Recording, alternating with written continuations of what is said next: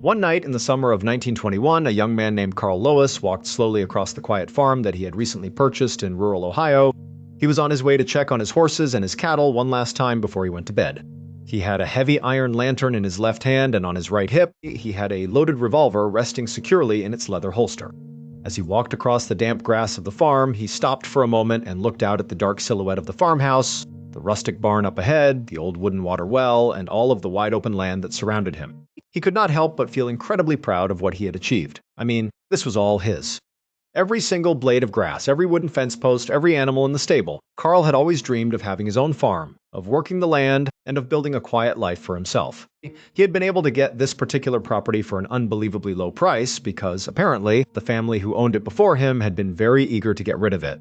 They had practically fled the property, selling it at a massive loss just to ensure a quick transaction. Carl had seen this as a once-in-a-lifetime opportunity, a stroke of pure good luck. Now, Carl did not really know why they wanted to move away so badly, and honestly, he did not care. It just meant he got a great deal on a beautiful piece of land, so Carl continued walking over to the barn where his cattle and his horses were kept. As he got closer to the barn doors, keep in mind that it was extremely dark outside.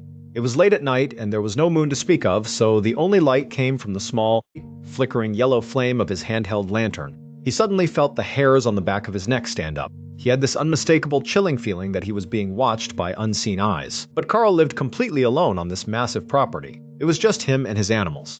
There was absolutely no logical reason there would be anybody nearby to watch him. Instinctively, Carl stopped where he was and whipped around, shining his lantern in all directions, desperately trying to see if there was someone standing in the darkness. But there was nobody. Granted, his field of vision was pretty limited. His lantern was not that bright, and the darkness of rural Ohio was thick and heavy. But for the most part, he could tell that there was no one in his immediate vicinity. He was entirely alone. Then his thought was, well, is there a predator nearby? I mean, is there a wild animal watching me from the edge of the woods? But Carl looked around, and it was a peaceful, quiet, still night. The previous owners certainly had not mentioned any risk of predators in the area, and so Carl told himself that he was just being paranoid. He was new to this property, new to the loneliness of the country, and he was just letting the dark play tricks on his mind. He told himself to stop overthinking it, to go to the barn, take care of his animals, and then go to bed because everything was perfectly fine. And so Carl turned around and walked over to the barn. He pushed open the heavy wooden doors and went inside. He busied himself for a few minutes, getting the horses and the cattle ready for the night, checking their feed, and ensuring they were secure. For the most part, he completely forgot about that strange feeling he had when he came over, that lingering feeling of being watched. But after he was wrapping up and preparing to leave, he could not help but start to feel that exact same sensation again. The feeling that there was someone or something standing just outside the barn doors, watching his every move through the wooden slats. He looked out the barn door, but he did not see anything. It was pitch black out there. He looked around the inside of his barn, telling himself once again that he was just being paranoid, that everything was fine. But admittedly, deep down, Carl was feeling pretty nervous about the walk he was going to have to make through the absolute darkness across his property back over to the farmhouse. He steeled his resolve, gripped his lantern tightly, checked the gun on his hip, and then walked out the doors of his barn and began quickly making his way towards his house. As he was walking, he was constantly scanning both sides of the path, checking to make sure nobody was out there in the shadows, and he was not seeing anyone. But right as he was about halfway to his house, something caught his eye on the far side of the property, something kind of off in the distance. He stopped. He aimed his lantern in that direction, which did not really illuminate much, but it illuminated just enough for him to see that there was actually someone standing on his property. Carl was so alarmed by this that he just stood there, completely frozen, holding his lantern and staring at this person. It looked like a white silhouette, a pale, glowing figure just standing there, perfectly still, looking right over at Carl. They were standing in the immediate vicinity of his water well. After being frozen in fear for a second, Carl snapped out of it. He drew his revolver, raised his voice, and yelled out, asking who they were and what they were doing on his land. But this figure did not move. It did not react. It just stood there, staring at Carl. And then, it turned and began moving away from Carl, heading in the direction of the water well. Carl did not know what was happening. He thought this person was clearly a trespasser, a thief who had been watching him and was now trying to escape. He took off running after this person, his lantern waving back and forth, casting wild, chaotic shadows across the grass. As he ran, he lost sight of the white figure behind the structure of the well. By the time he actually reached the water well, he realized he had lost them. The person was just gone. Carl did not know what to make of this. He did not know where this person could have gone so quickly. He had no idea if they had doubled back around and were going to try to break into his house. He stood there by the well, out of breath, his heart hammering in his chest. All he could think to do was yell out into the darkness that he had a gun, that he was not afraid to use it, and that they had better never come back to his property. But despite his angry threats, there was no response. It was just dark and silent in all directions. For a while, Carl just stood there at the well, looking out into the night, almost expecting to see the figure reappear. But they never did. Eventually, when it felt like everything had calmed down, he turned and ran the rest of the way over to his farmhouse, went inside, and locked the door securely behind him. The next morning, when Carl woke up, he tried to tell himself that whatever had happened the night before had to be an anomaly. Maybe it was a neighbor who was shy, or a potential thief who had been scared off by Carl's threats. Carl told himself that he would likely never encounter that person ever again, and that the issue was resolved. But Carl was wrong. Almost every single night from that night onward for the next year, at about 9:30 p.m., around the time that Carl would go to the barn to check on his animals before bed, he would see that figure. They were never close enough for Carl to actually see their face or get any sense of what they wanted. They were always just off on the side of the property, always watching Carl every time he came out of the barn. And every time Carl would scream at them, draw his weapon, and run towards them, the figure would simply glide away toward the water well without saying a word, and then vanish into thin air. As much as Carl wanted to pretend there was an ordinary explanation, he knew deep down that what he was witnessing was a ghost. He was not a superstitious man, but there was no other explanation for a white figure that floated away and vanished into a well every single night. He also began to realize why the previous owners had sold the property so cheap. They had seen this ghost, and they had fled. But Carl had invested everything into this farm, and because the ghost never actually harmed him or his animals, he just accepted it.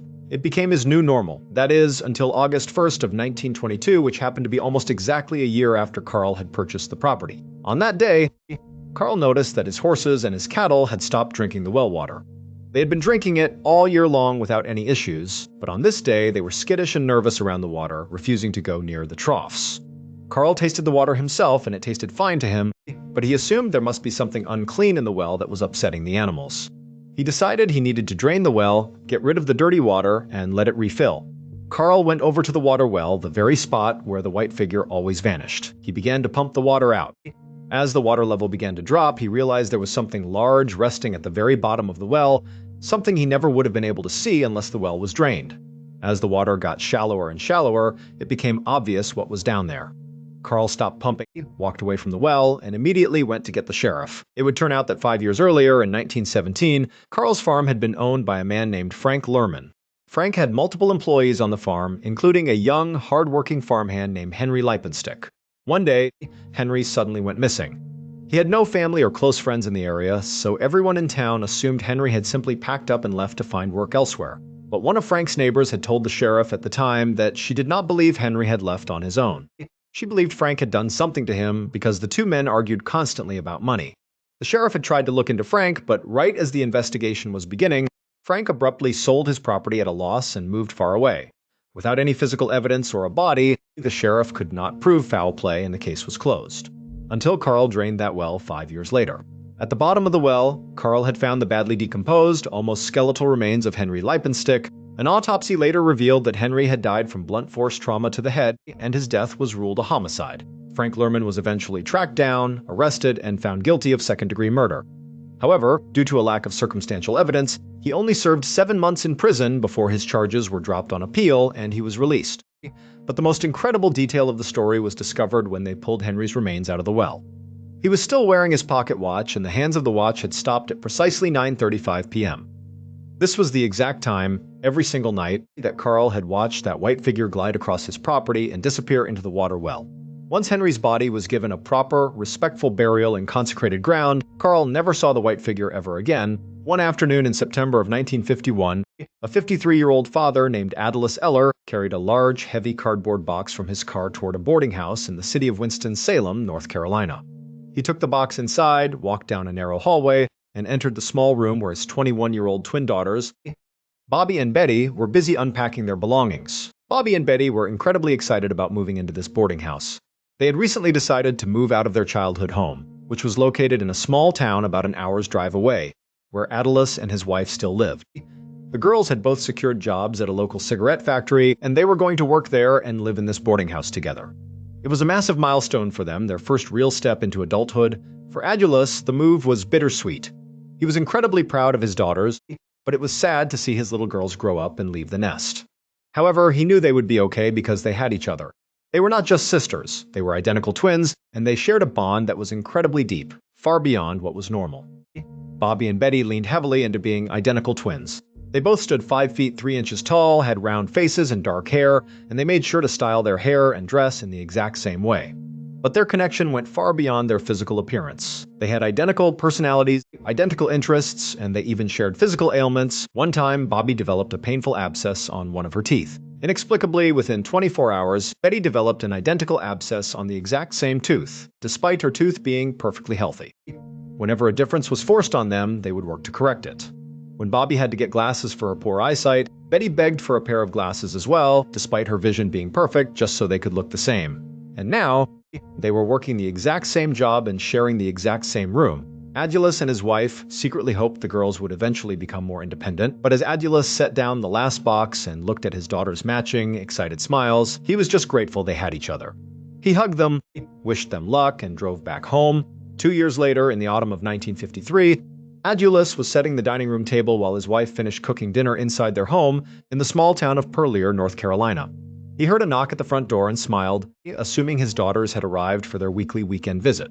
He opened the door, but his smile faded. Only Bobby was standing there. Bobby was holding a small suitcase, and she looked deeply depressed. Adulus asked where Betty was, and Bobby replied that Betty was still in Winston-Salem. Bobby explained that she had grown to hate her job at the factory, so she had simply quit and decided to come back home to live. Betty did not hate the job, so she had decided to stay and keep working. For Adulus, this was a massive, concerning shift. The twins did everything together, and the idea of them living apart was shocking. He asked if Betty was coming home to visit for the weekend, but Bobby said no, Betty had decided to stay in the city. Adulus told Bobby she was always welcome at home, but Bobby said she was not hungry, refused to eat dinner, and went straight up to her bedroom, shutting the door behind her. Over the next 2 years, Bobby became a complete recluse. She rarely left her bedroom, withdrew from all her friends, and showed no interest in finding another job. The only time she ever showed any signs of her old, cheerful, extroverted self was when Betty would come home to visit on the weekends. The moment Betty walked in, Bobby would come alive, and the two would act as if no time had passed. But the moment Betty left on Sunday evening, Bobby would retreat back to her dark room and shut the door. Adulus and his wife watched this painful situation continue, realizing Bobby was completely dependent on her sister. But then, in late 1955, Betty unexpectedly came home and announced that she too had quit her job at the factory and was moving back home permanently. Adulus and his wife were relieved, believing this would help Bobby recover. But things only got worse. Once Betty was back, the twins fell back into step with each other, but their connection was now deeply unhealthy and extreme. They moved into Bobby's bedroom together and essentially shut themselves away from the world 24/7. They did not look for work, they did not socialize, and they slept in the same small bed. Whenever they did leave the room, they walked so close that their shoulders were constantly touching, moving in perfect, eerie unison like robots. If they went to the bathroom, they went together. They were completely inseparable. Soon, they stopped eating. Adulus would knock on their door to invite them to dinner, and the girls would open the door a crack, their faces appearing together. In perfect unison, they would say they were not hungry and shut the door. Weeks went by, and they began to lose a dangerous, life-threatening amount of weight. Adulus and his wife realized this was a severe mental crisis, and they forced the girls to see a psychiatrist. The psychiatrist diagnosed both Bobby and Betty with schizophrenia, a chronic brain disorder that was causing their erratic behavior and shared delusions. He prescribed antipsychotic medication, but even though Adulus made sure they took it every day, they did not get better. They grew more paranoid, hiding in their room and refusing to eat. In early 1961, when the twins were 30 years old, Adulus had them involuntarily committed to a psychiatric hospital. At the hospital, they were monitored and forced to eat, and they quickly gained weight and became stable. Because they were allowed to stay in the same room, they seemed to do well. But the moment they were discharged and returned home, they regressed back to their reclusive, starving behavior. This cycle of commitment and regression repeated multiple times over the next year. Eventually, the doctors and Adulus realized that their intense, toxic codependency was preventing them from recovering. They decided that the only way to save their lives was to do the unthinkable, forcibly separate them. On April 11, 1962, the twins were committed to the hospital once again. But this time, they were taken to opposite ends of the facility and placed in separate, isolated wards. The girls screamed and begged to stay together, but the staff held them back, believing it was for their own good. A few hours later, at 1 o'clock in the morning on April 12th, Adulus was asleep at home when the phone rang. It was a lead doctor from the hospital, sounding completely frantic and terrified. He told Agilus that a disaster had occurred, something that defied all medical explanation.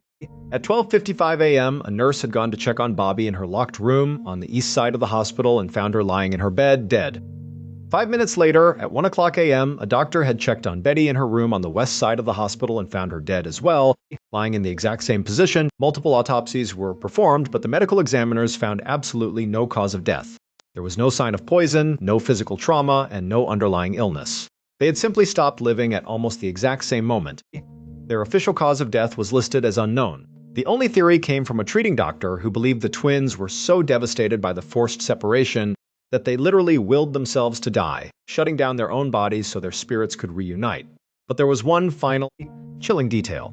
When investigators mapped out the positions of the bodies, they realized the girls were lying at a strange angle on their beds. If you removed all the physical walls and barriers of the hospital, the two sisters had positioned themselves so they were lying face to face, looking directly into each other's eyes at the moment they died. Late one freezing night in the winter of 1933, a young Polish nobleman named Anton Hulberg stood in the center of a grand, lavishly decorated sitting room inside his massive castles in southern Poland. Outside, a brutal winter storm was howling against the thick stone walls, but inside, a massive fireplace crackled with warm orange flames. Anton was hosting a party for a group of his wealthy friends. They had been drinking expensive brandy and playing cards for hours, and everyone was highly intoxicated. Anton, stumbling clumsily, spilled half of the drinks onto the expensive carpet, which only caused his friends to roar with laughter. He sat back down and handed out the empty glasses as a joke, and his friend Stefan began to deal another round of cards. But just as Stefan dealt the first card, a loud, heavy creaking sound echoed from the ceiling directly above them, like heavy floorboards groaning under a massive weight. The room fell silent, and Anton laughed, stating that it was just the monk. Most of his friends knew the story, but a new guest named Tomas asked what Anton was talking about. Anton explained that when he inherited the castle, he was warned that one specific bedroom upstairs was haunted by the malevolent spirit of a hooded monk and must never be entered. Anton admitted he had locked the door, kept the key, and never gone inside, believing it was best to leave the spirit alone. Thomas laughed, mocking Anton for being a coward who was afraid of an empty room because of a children's ghost story. The other friends joined in, teasing Anton till his pride got the better of him. Stefan dared Anton to unlock the room and spend the entire night sleeping inside to prove his bravery. Fueled by alcohol and pride, Anton agreed. At the end of the night, his friends escorted him up the grand stone staircase to the forbidden room. Anton pulled the rusted key from his pocket, unlocked the heavy oak door, and pushed it open. A musty, freezing draft rushed out. The room was dark, dusty, and filled with ancient cobwebs, dominated by a massive four-poster bed. Anton stepped inside, closed the door, and his friends heard him turn the key, locking himself inside from the interior. The friends laughed and went to their own rooms to sleep. At approximately 4 o'clock in the morning, a blood-curdling scream of absolute terror ripped through the silent castle. It was Anton's voice. His friends bolted from their beds and rushed down the hallway, pounding on the locked door, but there was no response. Realizing he was in danger, they used a heavy iron fire poker and their combined strength to break the door off its hinges. They rushed inside and found Anton lying flat on his back on the dusty bed. His eyes were wide open, staring blankly at the ceiling with an expression of pure horror. He was completely dead. When they examined his body, they noticed a thin, deep red ligature mark running in a perfect circle around his neck, as if he had been strangled with a thin wire or rope, but the room was completely empty. The thick layer of dust on the floor was entirely undisturbed, except for Anton's own footprints. There was no rope, no weapon, and no other person in the room. The single window was locked securely from the inside, and there was absolutely no other way in or out. The authorities investigated but found no explanation. It was only then that the older villagers revealed the full legend. Centuries ago, a monk had been falsely accused of a crime and executed in that very room by being strangled with an iron wire. He had cursed the room, promising that anyone who slept in his bed would suffer the exact same fate. To this day, no one knows how Anton was strangled by a rope that did not exist. In the spring of 1964, during his final semester of college in Wisconsin, a 21-year-old student named Harry decided to take an introductory acting class. He was a deeply shy young man, and he figured the class would be an easy grade and might help him overcome his social anxiety.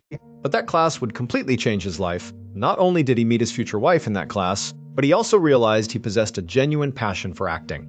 After graduation, he and his wife moved to Hollywood, and he signed a low-paying contract with Columbia Pictures' new talent program. For 2 years, Harry struggled to get any roles, usually appearing as an unnoticed extra in the background.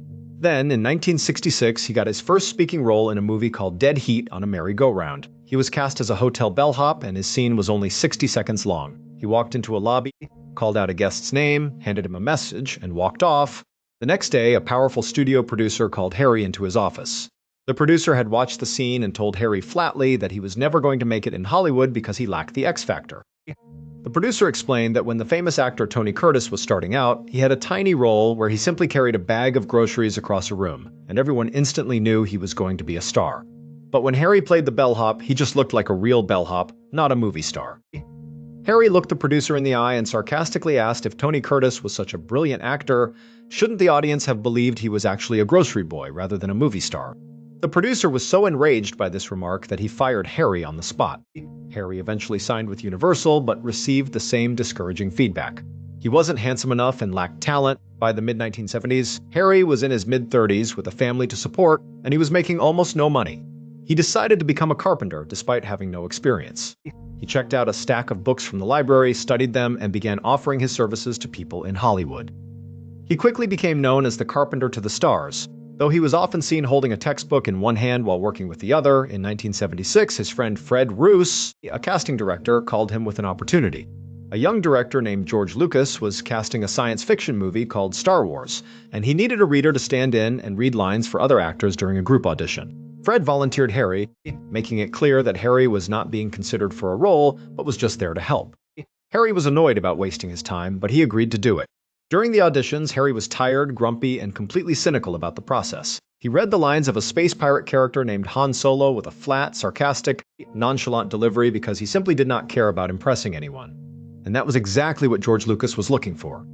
Lucas realized that Harry's natural, grumpy bravado was perfect for the character. He offered him the role of Han Solo on the spot, Harrison Ford accepted, and the role propelled him into international superstardom. Years later, while eating lunch in a Hollywood restaurant, a waiter brought Harrison a business card on a silver tray. On the back of the card, the Columbia Pictures producer who had fired him years ago had written, "I missed my bet." Harrison looked around the restaurant but realized he could not even remember what the man looked like. He tossed the card onto the table and went back to his lunch. On the morning of June 18, 2016, a 45-year-old experienced hiker named Jiang Shanpang stood at the entrance of the Mleho Wilderness Trail in southern China. He took a photo of the beautiful trail, which stretched for over 60 miles through mountains and forests along the Saikong Peninsula. Suddenly, a violent storm rolled in, turning the sky a dark greenish black. But just as quickly as it started, the storm vanished and the sky cleared. Jiang posted his photo online with a caption about the strange weather and began his hike. An hour into the hike, while climbing a steep incline, Jiang suddenly felt an intense, suffocating heat. He became extremely dizzy, the world spun around him, and he collapsed onto the dirt path, losing consciousness. When he woke up, he was lying in the grass. To his shock, the sky was completely dark. He checked his phone and saw it was 8:30 p.m., meaning he had been unconscious for 9 hours. His wife called and he quickly assured her he was fine, and on his way home, Jiang turned back toward his car, but the forest was completely silent. There were no insect sounds, no wind, and even the nearby stream was silent. The path looked entirely different, and the grass where he had slept was completely undisturbed. He reached into his pack to call the police, but his backpack was completely empty. His phone and all his supplies had vanished. Feeling a wave of exhaustion, he collapsed to the ground and fell asleep again. When he woke up, it was morning, and he was back at the original spot where he had first collapsed. He tried to walk back to his car, but the forest remained silent and he was completely lost. He came across a small pond that was not on the map and saw a figure standing on the other side. He called out, but the figure turned and ran into the woods.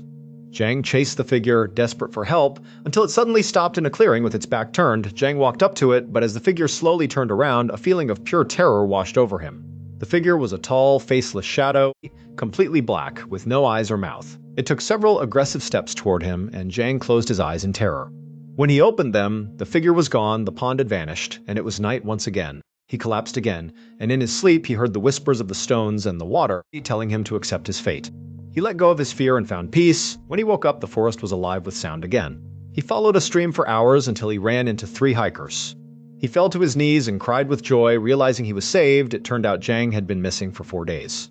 A massive search party had searched that exact area multiple times, but had never seen or heard him, and dogs had found no scent. It was as if he had not existed in their world. Jiang researched the area and discovered the trail cut across the Saikong Barrier, a notorious region believed to be a portal to other dimensions known as the Bermuda Triangle of South China. Jiang believed he had slipped through the barrier into another world and only escaped by accepting his fate. He remains haunted by the faceless shadow figures to this day. Thank you so much for watching. Let me know what you thought of today's episode in the comments, and remember, we have a whole playlist of true crime episodes ready for you to binge right now. Until next time, see ya.